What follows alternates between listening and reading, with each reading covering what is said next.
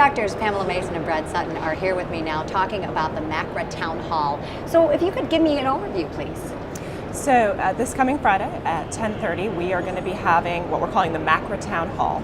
MACRA, of course, stands for the Medicare Access and Chip Reauthorization Act. It was passed back in 2015, and provisions are starting to roll out with full implementation in 2019.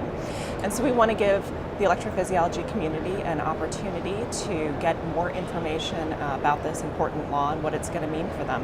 And Dr. Sutton is actually going to be one of the speakers at the town hall. So tell me a little bit about your presentation. Sure. So I'm one of the speakers. There's a host of us that are really hoping to describe what we think the future of MACRA means to electrophysiologists in particular. My particular talk is about modeling payment models, new models for atrial fibrillation ablation. And so we'll talk about pros and cons of bundling that and what the financial implications of that might be to our practices. It has been, I think, so challenging navigating your way through treating patients and trying to figure out the compensation and the bills for them, this Medicaid repayment reform. Can you talk about those challenges a little bit? Yeah. So ever since Medicare was introduced in the 1960s, there's been concerns about the financial sustainability of the system.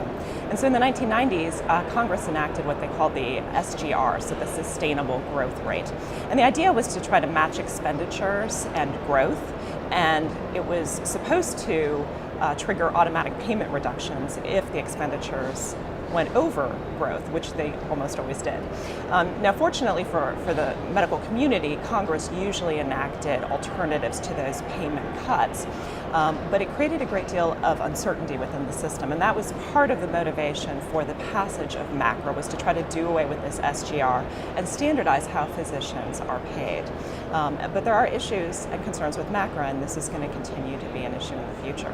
Because in theory, it's a great idea, but sometimes implementing it can be difficult. The execution is critical. You know, if you think about why are we in this place to begin with? It's estimated that 1/3 of all the spent in healthcare is waste. And so what MACRA, which was a bipartisan legislation, is meant to do is to try to minimize the wasted money, to optimize the value of the healthcare system with regards to how we pay physicians in particular. So as we look to the future, what do you think is the most important thing, and how do you think things might change? So there's a lot of uncertainty in healthcare right now.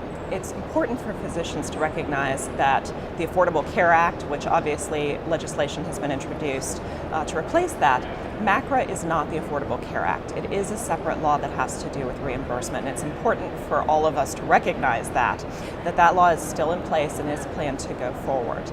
It is possible that there could be changes in MACRA, but I think that regardless of what happens, this whole concept of value-based medicine, providing good quality with reasonable expenditure, is probably here to stay.